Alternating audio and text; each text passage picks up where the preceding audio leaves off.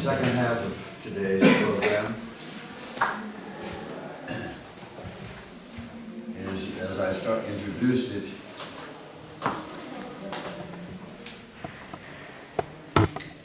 the Grossman, I'll call it a manifold because it is a manifold,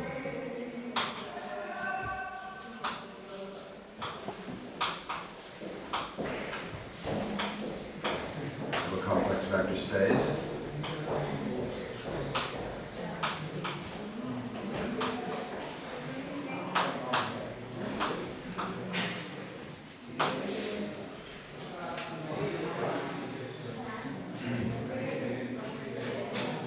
And in particular, most important for us at first anyway,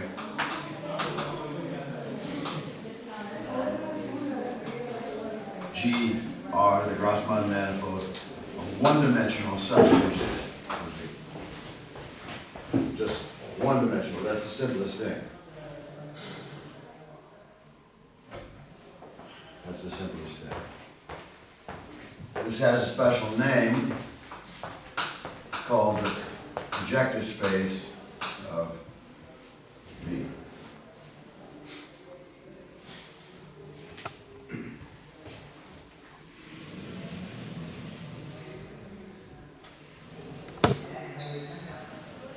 Now, there's several ways of understanding these things.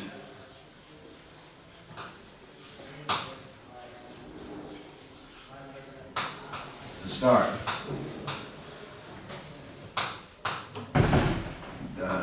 to understand this thing.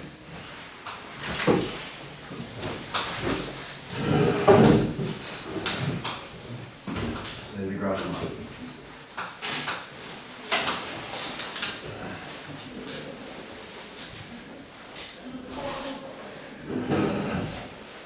So you have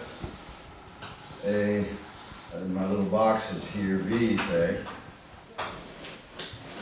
and you have a subspace W in V.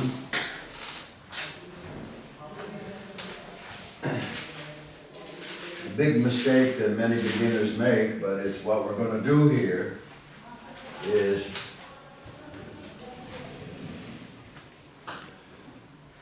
insert some additional structure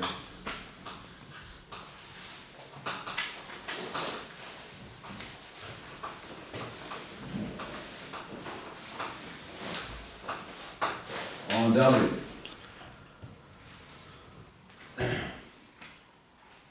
Namely, and you do this all the time in foundations of linear algebra 1 and 2, you take a basis. Right? You take a basis. And so you say more structure, W with a basis. Let's say I usually use the word epsilon for some reason for a basis, where epsilon is the basis of W.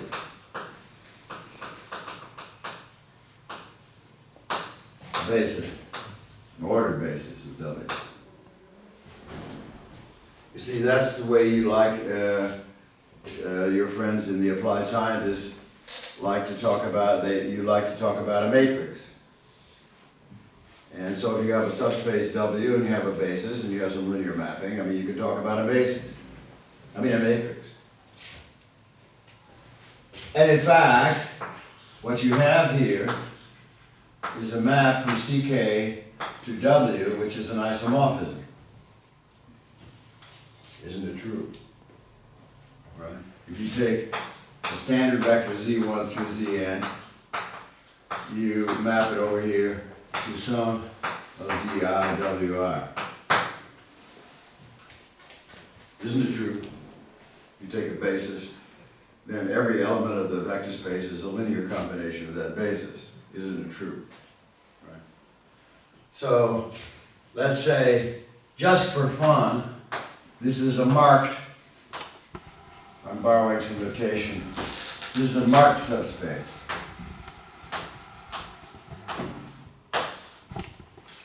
borrowing some notation from algebraic geometry. Yes? Can I just ask a question? Are we considering now the subspaces of W or still of, or is W? B. Okay, so okay. And then, B is fixed in will be fixed for this entire lecture. okay, W is just a subspace. Yeah, and the Grassmannian is the set of all subspaces. Yeah, okay. So we just And now, given a subspace, maybe you want to understand it better, Mm-hmm. right? If you were talking to your friend over there in economics, who does things on the financial in the financial world, they want to see a matrix of some sort, or they want to see numbers, right? It's true. I mean, it's really true. And what does it mean you want to see numbers? Well, it means you mark this subspace with a basis. Somehow marking an additional thing, right? It's an additional thing. In some sense, you can see you can even think of it as a marking. W1, W2, W3, and so on.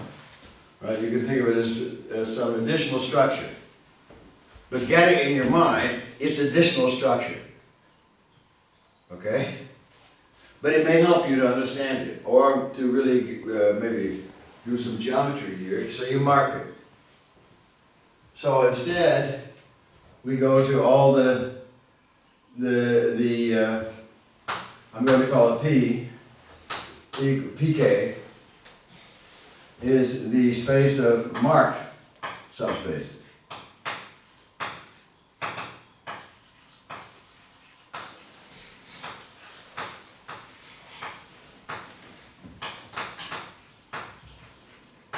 Of dimension K.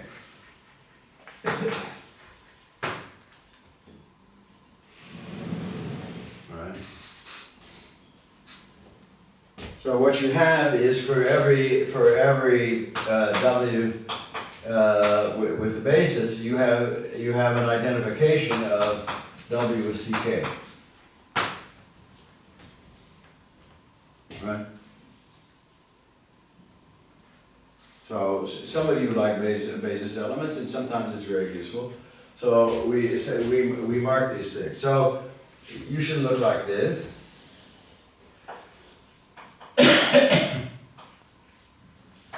Here's the Grassmannian, and here is W.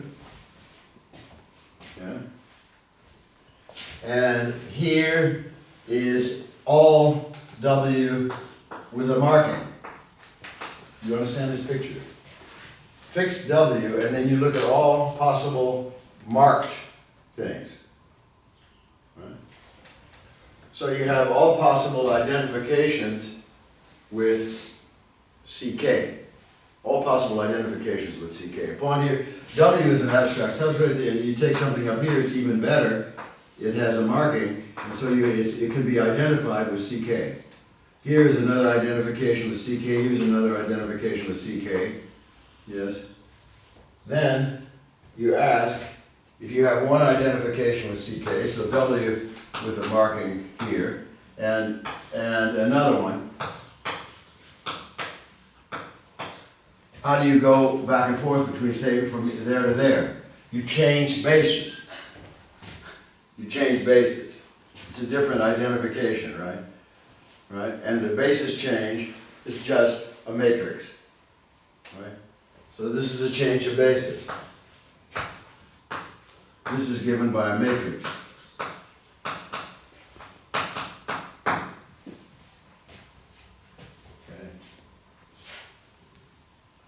All right.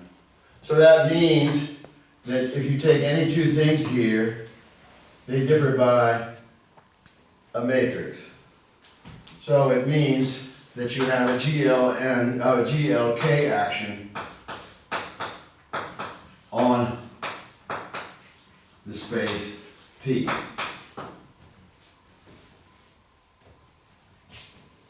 Just GLK is the K by K matrices which are invertible, right? It just changes bases, and this action is free. So you have this picture, I'm going to draw it so that it comes over here.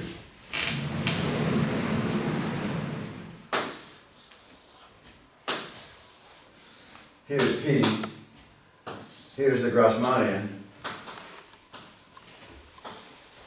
and here's a point here, W, and here are all the various markings,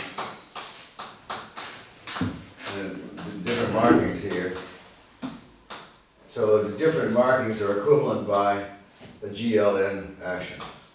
And this thing is a quotient by, GLK, this thing is a quotient, you just fiber out all the, this is a quotient by the GLKC action.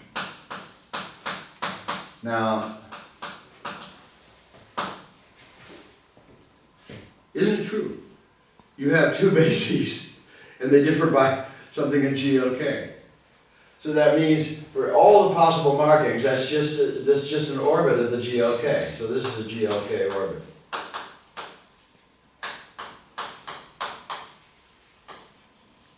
And this is a GLK orbit. This is GLK orbit. This is GLK orbit. This is GLK orbit. This is GLK orbit. Over any point here, you have a GLK orbit. It's a marking. It's a standard thing in mathematics and life. If you don't understand something, because you need more structure to understand it, so you say, look, I mean, I learned from Mickey Mouse with linear algebra that I ought to take a basis. So I even write down, I call that a marking. I'm marking the vector space with a basis. The trouble is you have many markings. So you have a lot of additional structure, right? So you just write it down and you say, okay, here's the space of all these marked things, and here's the space I really want to understand. And we have this marking thing is just by a GLK action. This is a free action. Could not be better.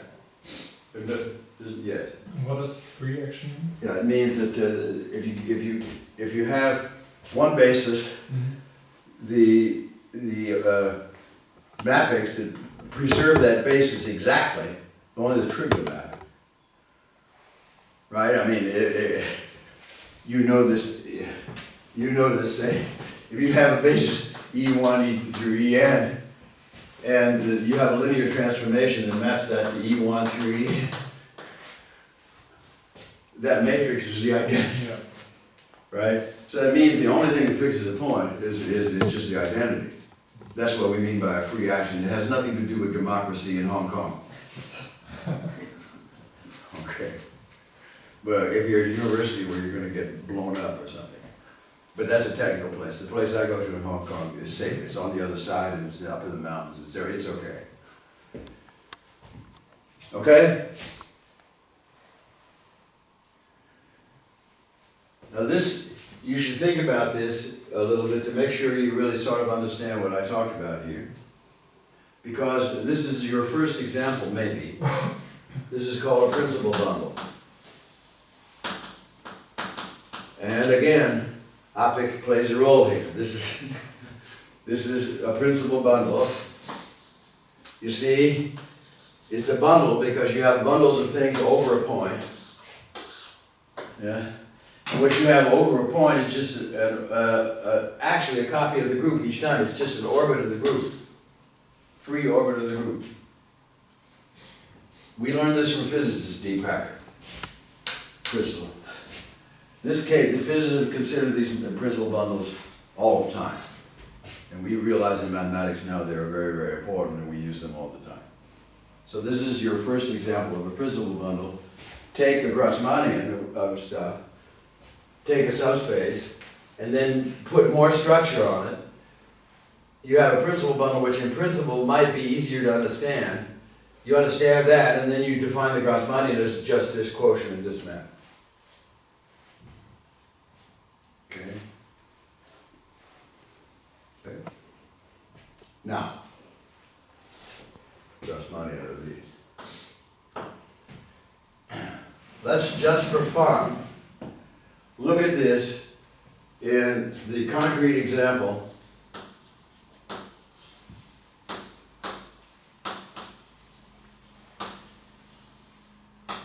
of P and P of V.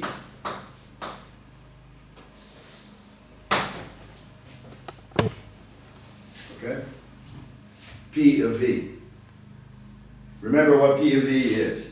This is the space of one-dimensional subspaces of V. This is the easiest thing you could think of, space of one-dimensional subspaces, P of V, right? Now don't make a mistake, here's a mistake.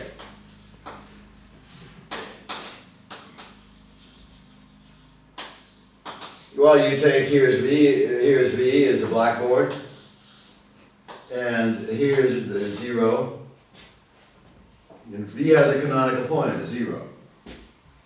Right? The vector space has a canonical point. There's only one point that's canonical, but you do have a canonical point.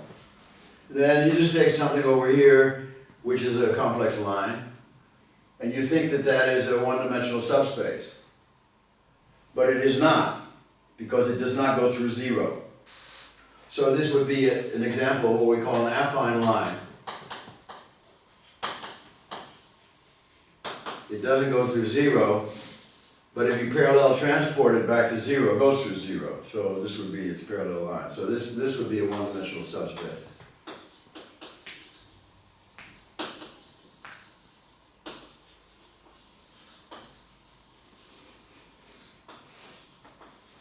Okay. Now, let's do this, let's have fun and do what we just did with marking. This is not so hard in this case. Let's do what we do. Okay, here we go.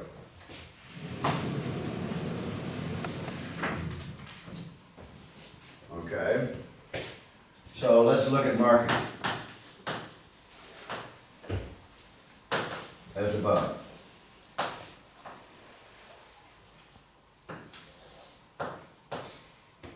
So remember what we're marking with. It's a map of C to W, which is an isomorphism of the complex line to W. Right? W is one-dimensional. So the marking identifies it with C. Isn't that right? You take a base. Right? So what is that? You say, well, let's say 1 goes to W0. Or I goes to another W1. Or lambda goes to W lambda. You get tired of this, right? And you decide to draw a picture. And here is W, it's one-dimensional. Right? And the great thing about this picture is I see all markings here. Because as soon as you fix a point here, that fixes the marking. Here's W0, that fixes that marking. Here's W, okay? It's a question, for example, you can decide where 1 goes. 1 goes to W0, that marks it that way. 1 goes to W1, marks it that way, and so on. You understand what I'm saying? Right? So in fact, in the case of projective space, the line itself is almost the full thing upstairs. Yeah? The line itself is almost the full thing upstairs. So the P in the case of projective space is the space of all markings. Would you agree that this is V minus 0?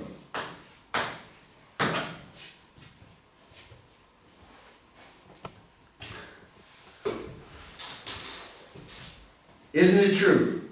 Let's experiment. At least it gives me a vector subspace. Right? It's a line. And now we identify that with C. So I decide that I'm going to use the identification. This is C. So it's a marking. So you have to tell me where the marking goes. 1 goes there. It could go there. It could go there. It could go there. This space is V minus 0. Right? Those are all the markings here. It's incredibly lucky. Okay? So you have the picture here of the principal bundle over projective space is nothing more than just V minus 0. Right? Because you take a point in a line and that determines the marking immediately. determines an identification, that's a basis. Point, you're lucky. It's just a pointer is a basis. Yes? Okay. And GL1, what does GL1C?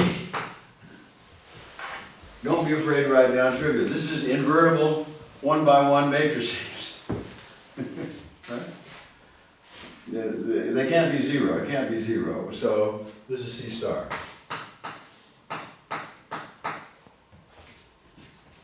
Okay.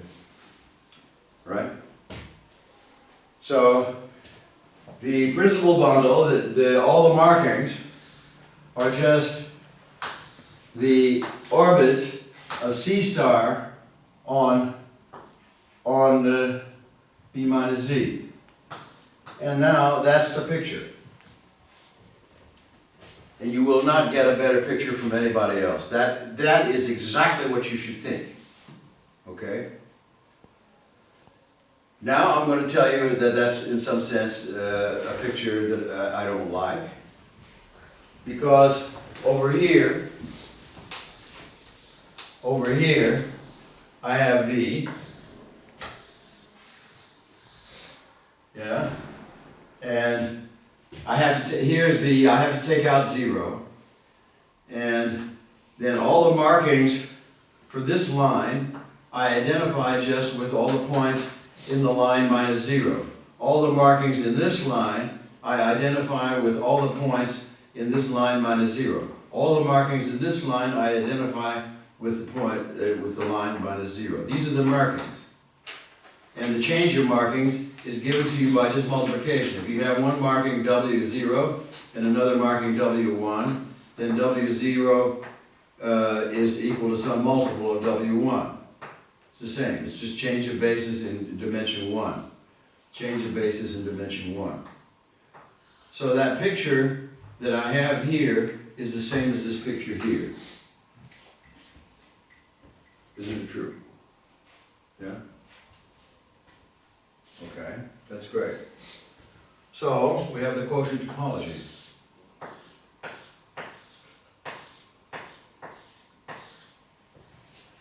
Okay.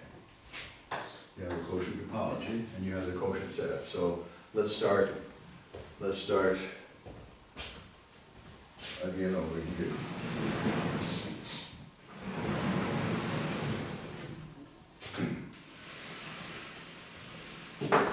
So let's write it down. For G Grassmannian 1 lines, which we say is called projective space, the principal bundle, in the sense I just talked about, space, is V minus 0. The GL1 C is just multiplication by C star, acting by multiplication.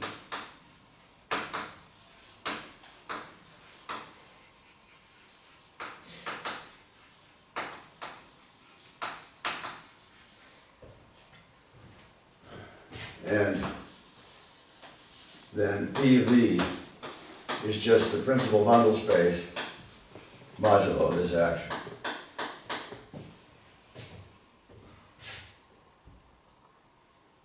So that says that P of V is the set of equivalence classes in V, where V is in V minus 0.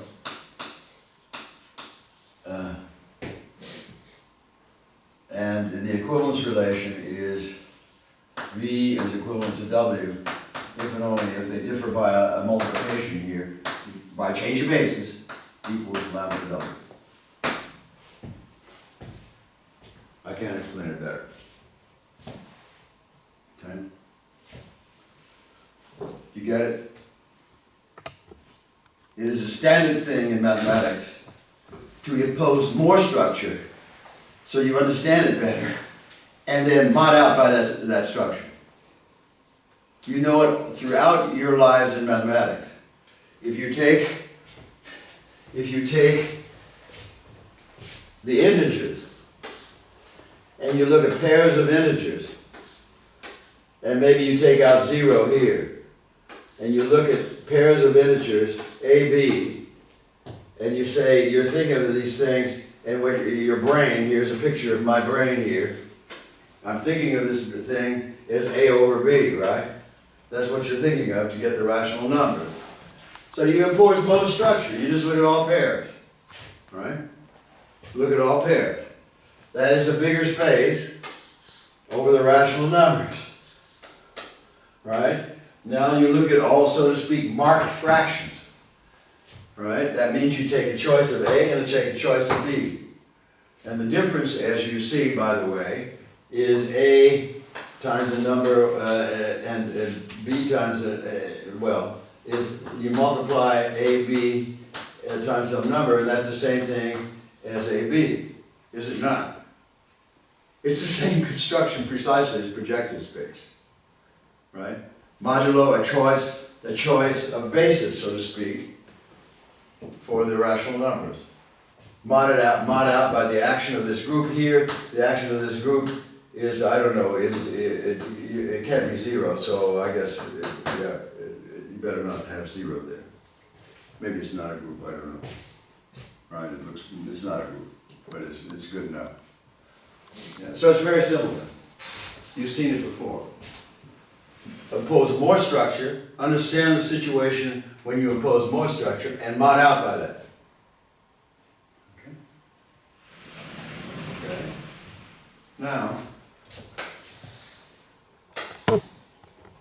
first thing is, let's take the vectors, what physicists always do, and now I'm going to be critical because my friends, by the way, my friends in physics are critical of themselves. My friends in physics, the first thing they will do is say, well, I'm going to look up here. This is, I'll take out 0, I'm sorry, that's where I'm going in this marking space. So I have a picture of V minus 0, and this is, then I say, on V, I put a little more structure. I put a positive definite pairing. So, and now I look at, that gives us a norm, right? And now I look at the sphere in that norm. The unit sphere in that norm.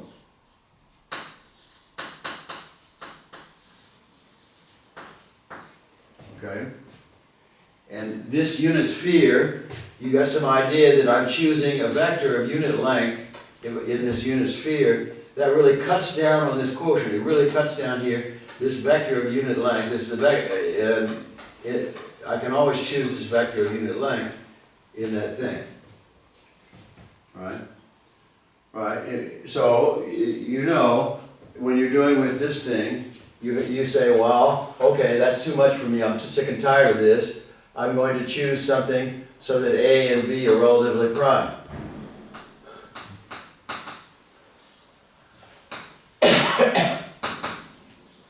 Right? That's what you usually do, right, when you're doing fractions. A over B. You don't look at I don't know, 9/12. You look at 3/4, right? You choose your favorite thing, relatively prime. And in fact, that kills the equivalence relation. There's only one representative which is that way, right? In fractions, I think, right? I never know about minus. I never know about -1. It's an interesting unit, right? So anyway, that's the analogy. And so you have this picture here, and you're stupid, just like you're all beginning, and I'm stupid, we're all stupid. So we go to a stupid example. Well, a beginning example, let's not call it stupid.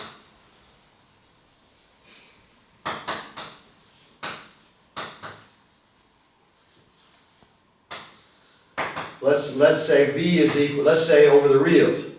So V is equal to R2, and we do everything over the reals.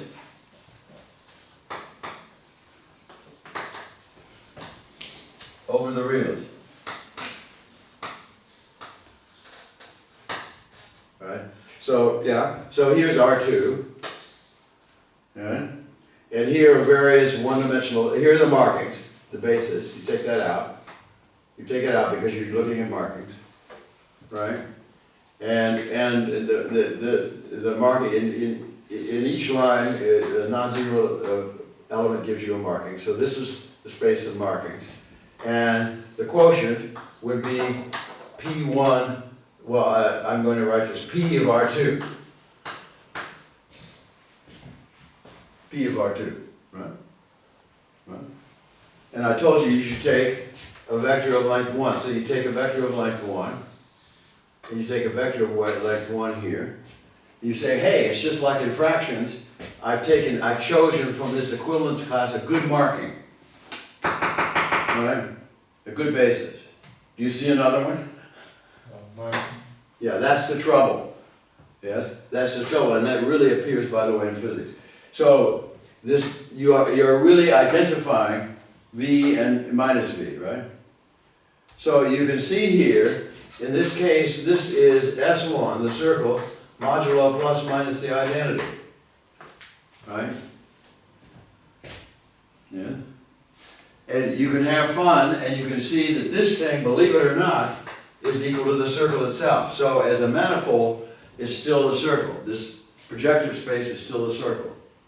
Okay, and the reason is, you can identify the key map that does the identification is f of z. We talked about invariant things. So z squared is the correct invariant thing here. It just maps the circle to the circle, and you've got it. It's a silly thing. Okay, so you say, hey, this is nothing, Alan. Come on, give me a break. It's trivial. All you need to do is you take the unit vectors here in some metric or some Hermitian product or whatever it is, and then you get the sphere, and the projective space is just some trivial thing. Okay. And now let's look at that. So instead of a marking, we're looking at something like orthonormal basis, something like that, basis of length 1.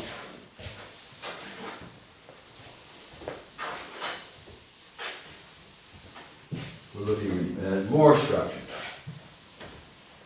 And if we're lucky, we're going to understand it.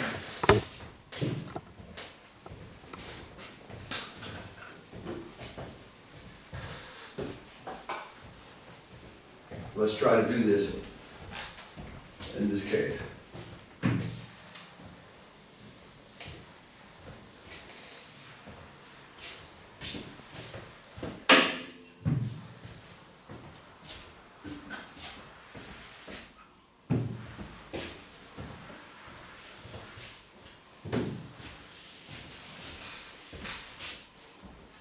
Okay, let's go upstairs to the principal bundle. I'm going to draw the picture again. Here's the principal bundle, P. Here, the principal bundle over a projective space. Space of all marked subspaces. This is dimension 1. The picture is all these subspaces are like that. We've taken 0 out, so these are the markings. So these are various markings. If two things are in the same line, they are different markings, but the equivalence relation is just by multiplication. So that's the change of the marking or change of basis of this one-dimensional space. Okay? And somebody said to you, let's take a unitary basis, so let's take vectors of length 1. So this, let's call this manifold here sigma. So let's say sigma equals the set of V in the principal bundle up here, which is just remove 0, such that the length of V is 1. We simplify the thing just like we did over there. Okay? And now, as a real manifold, sigma, as a real manifold, I hope you see, is diffeomorphic. This is diffeomorphic. Couldn't be better. I mean, the most trivial diffeomorphism in the world to a sphere of dimension 2n minus 1, where n is a complex dimension of V. Let's make sure you understand that. Is that clear to you? I know it's clear to you because we talk about this, but, right? You get that? So let me do this. V is isomorphic in every sense of the word to Cn. Yeah. Cn is isomorphic over the reals to R2n. Yeah. And the unit sphere in R2n is by definition as, and now it's codimension 1 because it's defined by one equation as 2n minus 1. Yeah, and as you know, the real equations are x1 through x2n, the real basis, r coordinates. Then the sphere is sigma is where these coordinates square equal 1. Okay? So inside this principal bundle, you have this sphere. We call that the unit sphere bundle because in every marking we have a unit sphere. Yeah. Yeah, okay, now, you tell me, this is a horrible picture, and I've lectured on this stuff almost all my life, and everybody says, well, V and minus V, you're right about that, but there are a lot of other points in here, in this intersection of the sphere. Do you see it? It's the unit vectors in a line. It's a circle. In a complex line. This is a complex line here, so this picture is very misleading, right? So the intersection, the unit vectors in a complex one-dimensional subspace is a circle. Are you happy with that? Yes? Very good physics friends of mine, when I draw this picture, they are very confused. They should be maybe because it's the wrong picture. It looks like there are 2 points in that fiber, right? But in fact, it's all the unit vectors, which is a circle, right, in a line. Okay. So this thing is a sphere, and it's a circle bundle over projective space.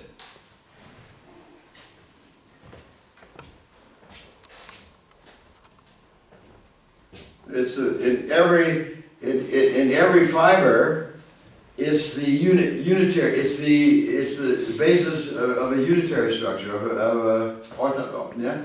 length 1. That's what you do in high school. You take a basis E1. You take a basis of a vector space E1, E2, E3. You take all the bases with length 1 always, right? I mean, what the heck? Well, that's what I did there. So you see, what you usually do here is you take too much structure. Then you cut down on it by saying, okay, I'm going to take special bases and special markings. The word is maybe unitary markings here for unitary structure. That gives me a sphere here, and the roughest remark about a sphere is it's compact.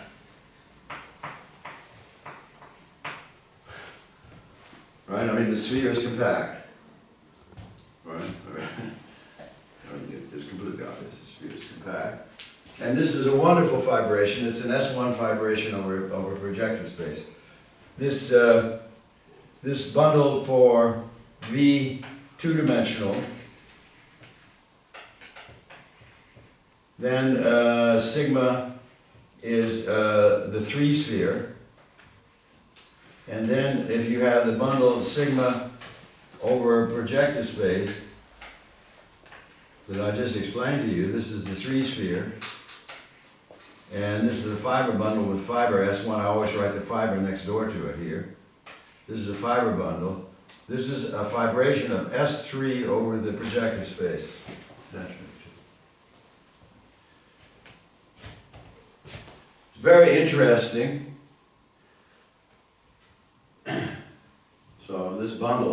write it here. S3, the unitary bases in the markings over projector space, which is two-dimensional because we mod out by dimension 1 here. It's obviously a real dimension 2 or complex dimension 1. This bundle is called a Hopf bundle.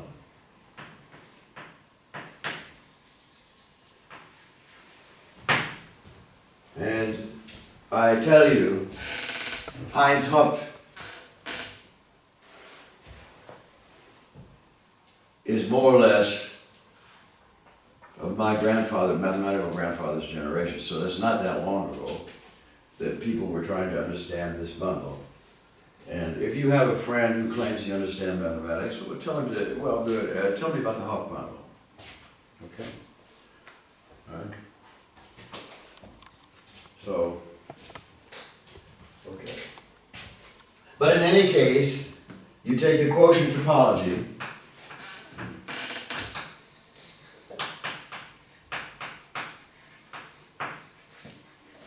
on the projector space, all right? Because that's what you want. I mean, it's a vibration here. This picture is just a wonderful vibration. So you take the quotient topology. Upstairs is compact, therefore downstairs is compact. Image of compact set is compact. Right, that's the quotient topology. Check it. So in this topology, projector space is compact. Is a compact, and it's easy to see differentiable manifold.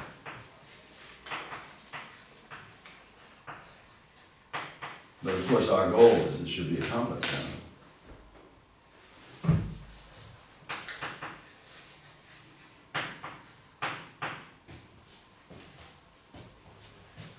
Okay.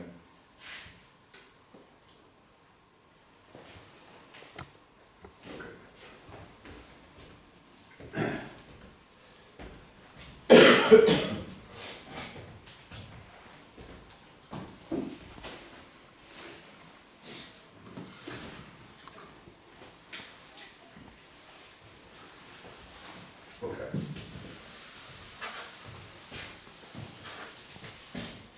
We're going to understand that, yeah. Do we then say that S1 acts on the sigma? Yeah, it acts by rotation. It acts by multiplication. Mm-hmm. GL1 is C star. Yeah. That's acting by multiplication. Mm-hmm. SL1, the unit circle in C star is a subgroup, right? We know about it, we learn about it in complex analysis, and it's acting by multiplication. Mm-hmm. But multiplication by a vector e to the I theta. I'm happy you mentioned that, Nicholas. Let me just mention, if the physics people in here need to get this in their way of thinking. So GL1 C is C star. Okay. The one-dimensional unitary group, that means the sub is a one by one matrices. This is the unitary group. This is in this the matrices that preserve the length. These the unitary group subgroup is those who preserve the length. So I hope you see here that you have R e to the I theta here, or phi. So that's the one by one matrix. And multiplication with that dilates and rotates, right? And now you want the ones that preserve length. And so the ones that preserve length are these. So the action of the group is V goes to e to the I theta, or phi times V. And so it's acting by rotation. And that's the reason that if you can't see it in my stupid picture, but if you take a vector V, in the equivalence class, we have the full rotation of that V there. Okay? And the physics people have a name for that. It's called phase. So quantum mechanics is the study of states. State in so think of this: a state in quantum mechanics is a one-dimensional subspace. So a state in quantum mechanics is a point in projective space. But generally speaking, classical physicists could not handle this discussion here, even though they understood it perfectly. Right? The compact manifold, projector space, p-pop, they don't, right? Yes? So what they want to do is they want to go upstairs. And so they go upstairs in the vector space, and so they see the sphere here, and they say, okay, what I'm doing, I'm imposing, I have this thing, then I have the circle in this thing, so I just have a point and a phase. So I have a vector and a phase. And that's the way they get around talking about this quotient. Okay? The object is the quotient. But a physicist will say, well, it's a point and a phase. That's okay. I mean, it's just another way of thinking, but that's what you will hear a lot in mathematical physicist lingo who are not talking in modern mathematics. On the other hand, this notion of a principal bundle comes from physics. It's very, very old in physics. And so it's this interaction with physics and mathematics very interesting. So I prefer to go to the quotient space. And quotient topology and so on. Now this is of course a complex analysis, so that manifold, that quotient space better be a complex manifold. Yeah? So let's put the coordinates on this complex manifold. It should be a complex manifold. Right? It's compact. It's a set with quotient topology. And now let's look at the charts.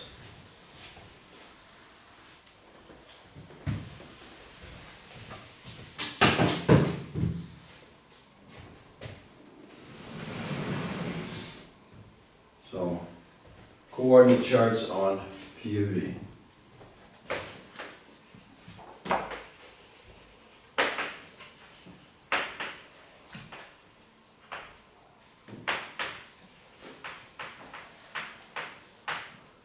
Okay.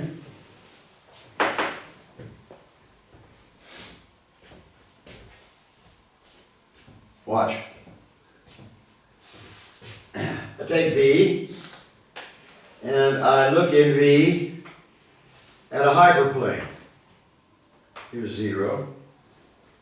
And this is a hyperplane in V.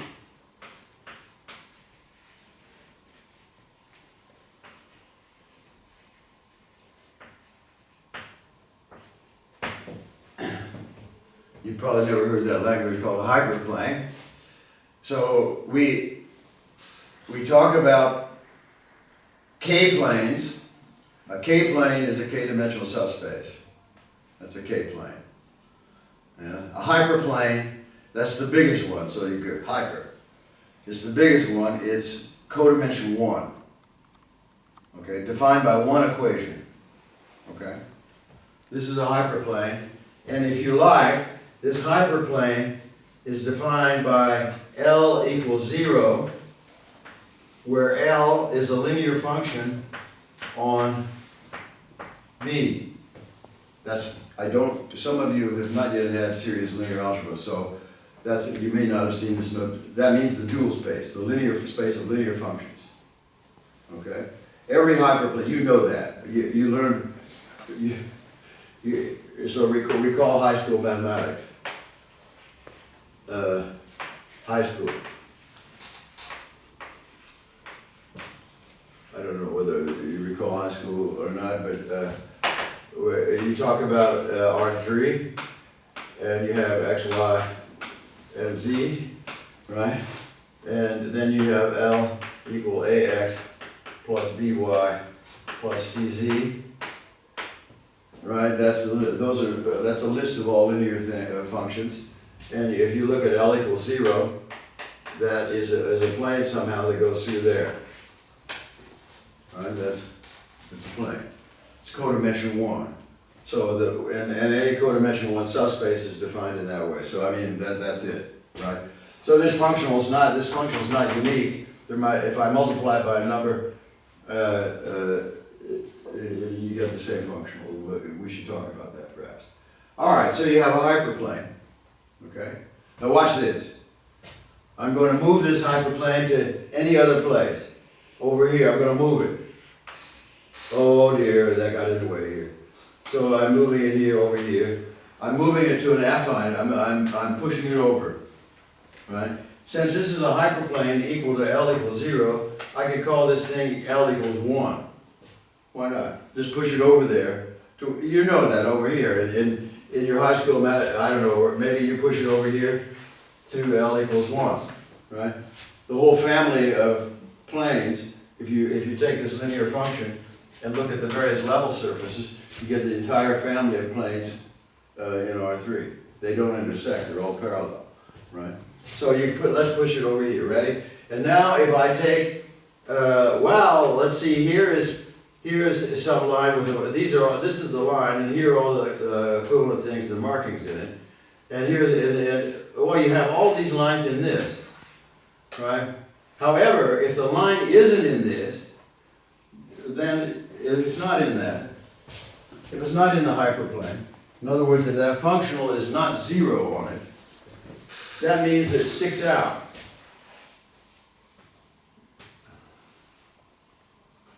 Right? You agree? If the functional is not 0, then the line leaves on the line. It goes out. Right? And it intersects this other thing. And if you have that's the yellow line, and if you have the pink line, then it's the same thing. Another line that sticks out here. It goes here and intersects this guy in a point. You see the coordinates? The coordinates on the spacer markings are exactly the intersections here. Here are the coordinates.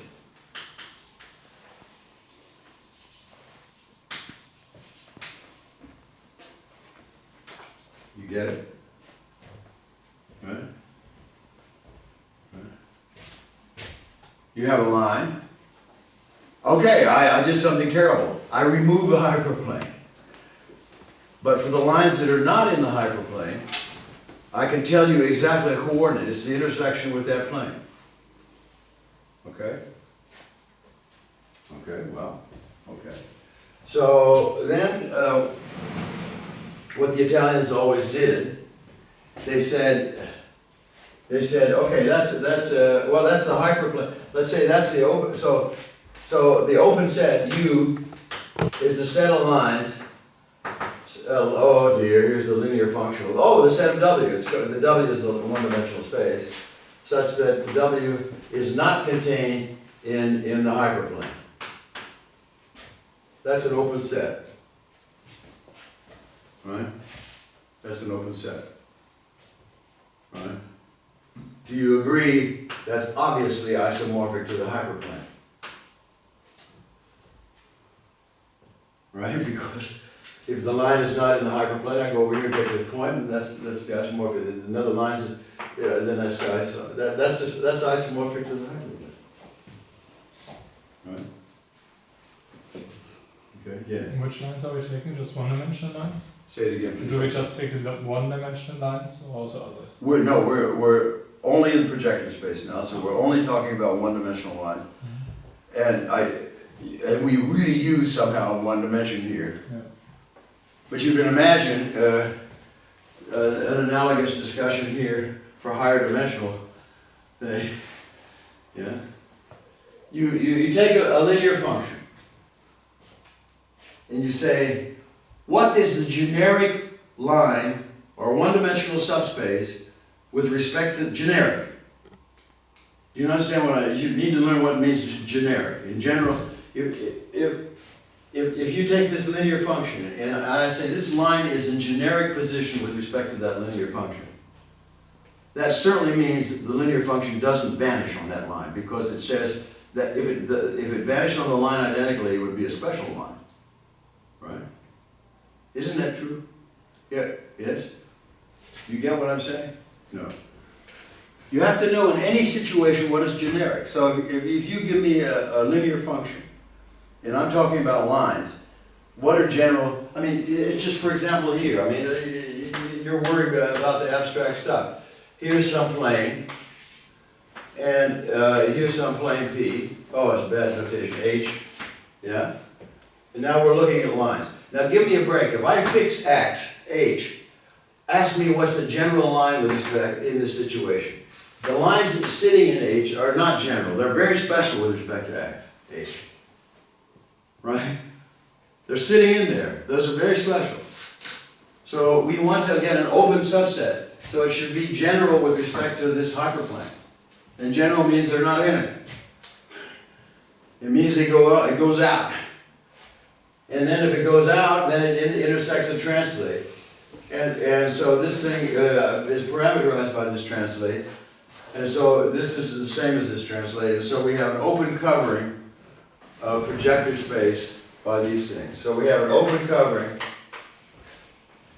Maybe I call this UH. Open covering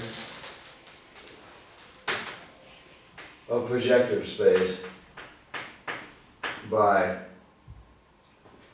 such UH.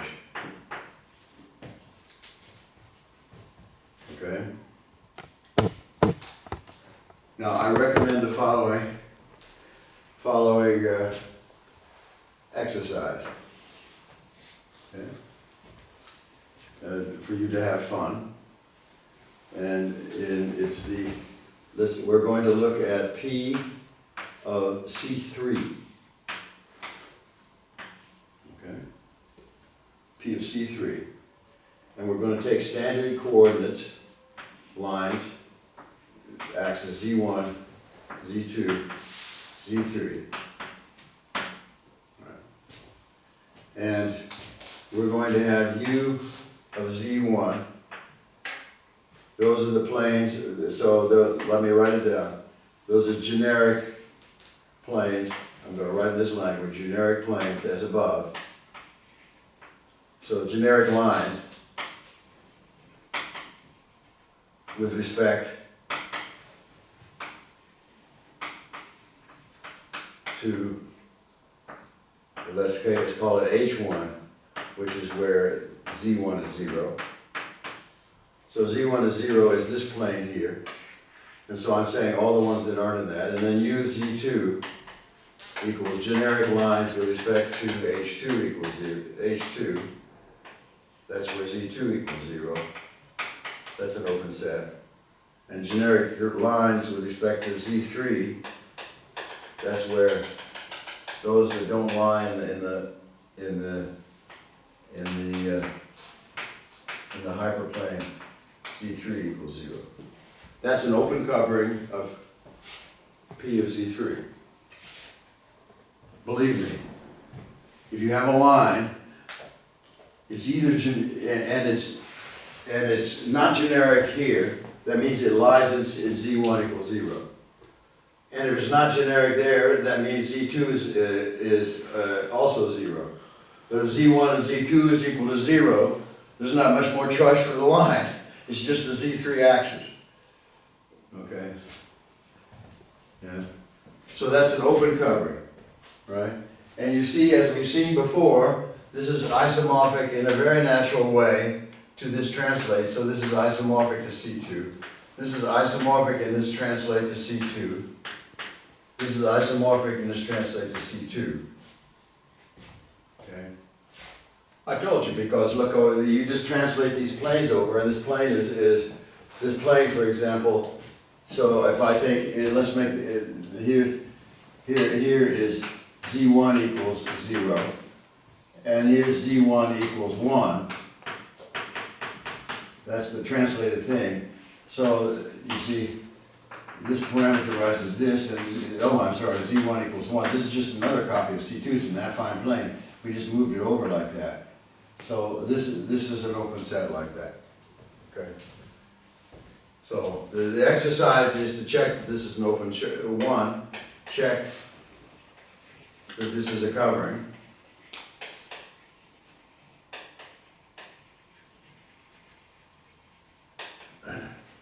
Write the coordinates.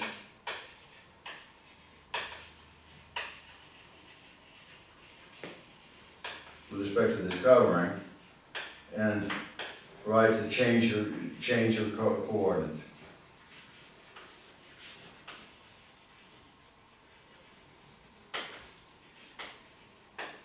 Okay.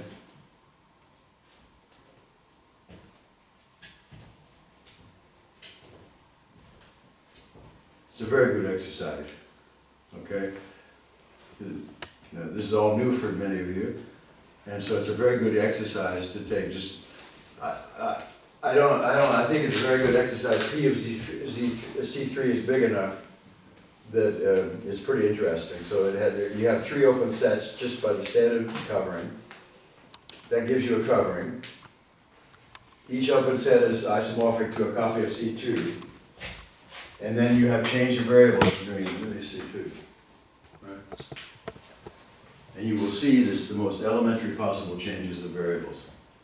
Very elementary rational change of variables. This is the basic manifold of all of algebraic geometry. All, with a capital A and 2 capital L's. Okay? Interested in this. Okay? So thanks for your patience today, and have a good week.